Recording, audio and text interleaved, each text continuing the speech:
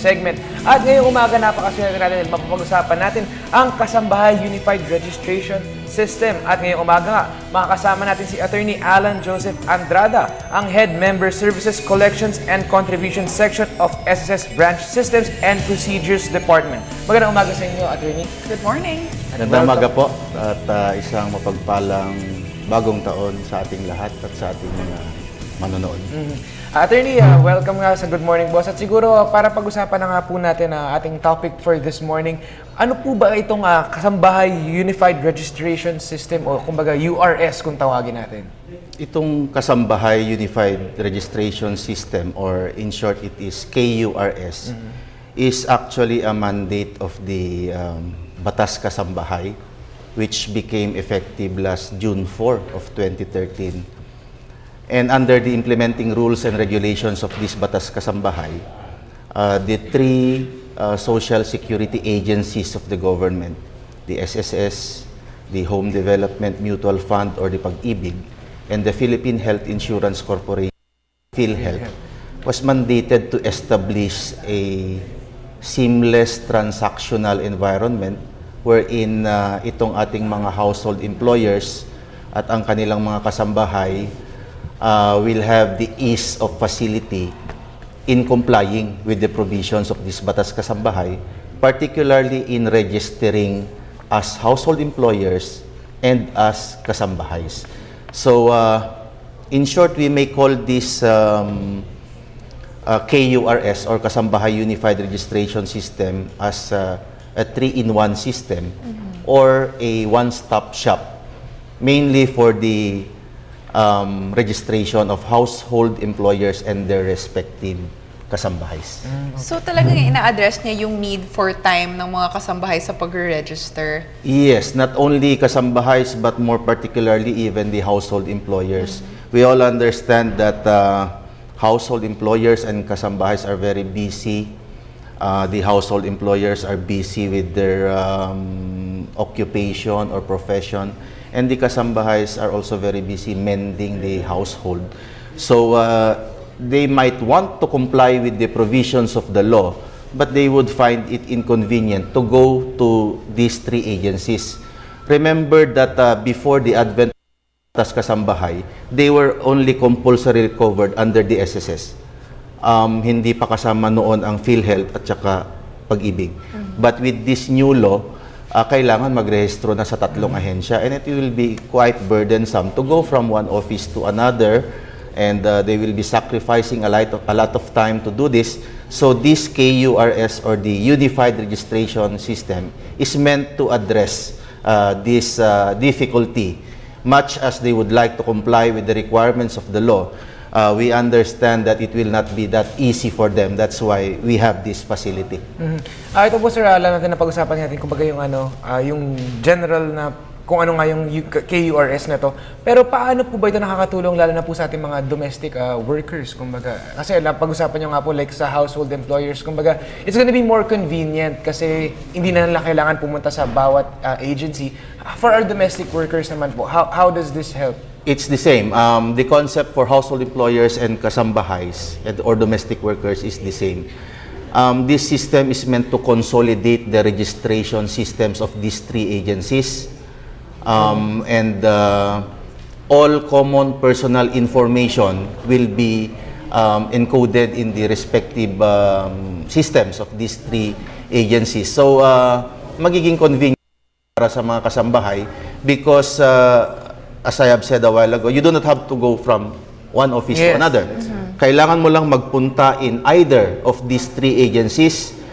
The registration form is common, so there will only be one registration form for these three agencies. Unlike before na kung magre-restro ka sa SSS, ibang set ng forms. Pupunta ka sa Pag-ibig, ibang set ng forms. And different procedures. Pupunta ka sa PhilHealth, iba na naman. With this system, iisang form na lang ang gagamitin para makakuha ng employer number ang isang household employer at pupunta lang siya sa isang agency. He will only be transacting business with this agency. The same with the kasambahay. Sa isang agency lang siya pupunta, and then we have this web service facility. Kakapture yung kanyang data and it will be pushed to the web service facilities of these two other agencies, while the kasambahay or the household employer waits in one of these agency, and then may response time. In short, it will minimize the time to transact with these agencies. Actually, Carla, ako, personal experience ka rin, parang nung wala pa yung ganitong system, kumbaga talagang pupunta ka sa lahat ng office na yan, pipila ka, mag-register ka, babayad ka, pero at least ngayon, kumbaga, uniform. Isa lang pupuntahan mo dun sa any of these three, tama, sir? Yes. Tapos okay ka na, kumbaga, sa lahat. Talaga napaka-convenient to para sa lahat. Oo nga. Makakakuha ka ng number mo from the other two agencies Yes. even without going to them Yes. physically. Okay. And speaking of the registration po, kailan po ba nagsimula ang KURS na magtanggap ng registration forms? The Kasambahay Unified Registration System kicked off last December. Okay. First week of December, December 6 to be exact. After we have formulated the memorandum of agreement with this, the three agencies involved, and in the next few days we will be also issuing a joint memorandum order containing the step-by-step processes that each household employer and their kasambahay must do to be able to enjoy the facility. Ito po, sir, siguro marami po sa ating mga manonood, siyempre mga kasambahay, pati mga employers, ang nagtataka kung sino ang, kumbaga, kasama dito sa KURS na ito. Like, okay. paano ba natin ma-define kung sino nga po ang part ng mga pwedeng sagutin ng mga employers natin? Yes, ang coverage ng system na ito is of course all household employers. When we say household employer, you become a household employer once you engage the service kasambahay. For example, those who are doing general house helping, mga cook, yaya, laundry woman, anyone who performs domestic services for a household, and he or she is being hired by the household employer, and there is what we call the employer-employee relationship. So, with this Batas Kasambahay, the category of these kasambahays has been elevated to be similar to those in the formal sector. So you can see under the provisions of this Batas Kasambahay, dapat merong employment contract na ngayon Yes. between a household employer and the kasambahay. And this contract must have to be registered with the barangay. The local government unit or the barangay specifically maintains a what we call registry of domestic workers. So it is very easy to categorize yourself as a household employer. Malalaman mo naman kaagad Yes. pag nag-engage ka ng services ng isang kasambahay, and you pay salary, you pay wages, and that's it. There is employer-employer relationship.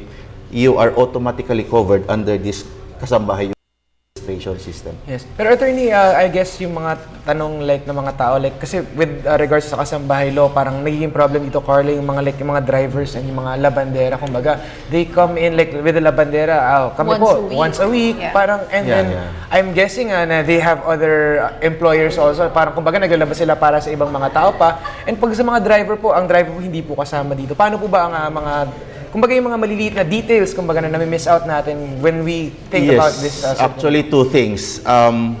You were talking about yung mga laundry woman halimbawa Yes. na palipat-lipat. We have to make a distinction. Baka ang tinutukoy din po natin ay yung live-out and live-in arrangement. Well, for live-in, automatically sakop sila kasi live-in. I do not think they would be serving other employers if they are live-in. But for live-out arrangements, we have to make a distinction. Those who are serving on a live-out basis can still be covered as domestic workers or employees for as long as they are serving only one household employer. For example, meron tayong laundry woman. Sa araw na ito, naglabas siya kay household employer A. Bukas or sa susunod na araw, lilipat naman siya kay household employer. And then the next day, magsisilbi na naman siya kay household employer C. Hindi po sila sakop ng Batas Kasambahay. Okay. They are specifically excluded if they are serving more than one, or if they are giving their services or extending their services to more than one household employer. In that sense, they are called as service providers, and they are not to be covered as domestic workers or household employers compulsorily. Okay. Sa amin, pag ganong arrangement, we can still register them with the SSS, but they are no longer covered by the Batas Kasambahay. We can register them in other programs of the SSS, like they may qualify as self-employed. Okay. And of course, very important rin na mapag-usapan natin ang proseso. Na-mention niyo po kanina na isa na lang po yung registration form. Pero meron po bang different kinds ng registration forms? Before we proceed to that, may I still address the driver pala? Yeah, okay, sige. Yung driver, ganito naman. Under the implementing rules and regulations of the Batas Kasambahay, they are also excluded. Why? Precisely because family drivers enjoy a more elevated status.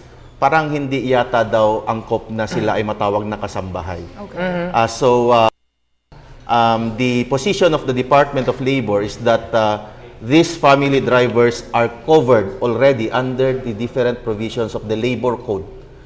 So what I'm trying to say is hindi rin kasama ang mga family drivers sa Unified Registration System, pero we still cover them as employees or domestic workers or household employees because they are specifically included under the definition of domestic help, both under the Labor Code and under the provisions of the Social Security Law. So, paano ang mga family drivers? They will be covered by a different procedure and they will not be covered by the KURS. Okay. So, that's for the family drivers. Yung tanong po natin tungkol sa registration forms, Any procedure, kumbaga, the sir? procedure, ganito po. We have, as I have said, unified form. Halimbawa, ang isang kasambahay gustong magrehistro sa pag-ibig. Hindi niya pwedeng piliin na sa pag-ibig lang siya mag-register. Compulsorily, magre-register din siya sa SSS at saka sa PhilHealth. But there will only be one form. It's called Kasambahay Unified Registration Form, or KUR form. They can secure this form in any of the branches or service offices of these three agencies. Available na po yan since last month. If they do not have the luxury of time to go to the office, they may ask their household employers na medyo may computer facilities naman or may access sa internet to download this form for the kasambahay at the respective websites of these agencies. For SSS, we have www.sss.gov.ph. For Okay. PhilHealth, it's the same. Palitan lang yung SSS ng pag-ibig. And it is accessible through the web. Para i-download na lang nila yung form. Both, yes. Both for the kasambahay, downloadable yung form, and for the household employer, pwedeng sabay nilang fill upan yon. And then pwedeng yung household employer na lang ang magdala in any of those offices or the kasambahay. However, we would like to remind our household employers that if they are asking somebody to transact business with them, we would require an authorization letter para to make sure that the household employer has that intention to register.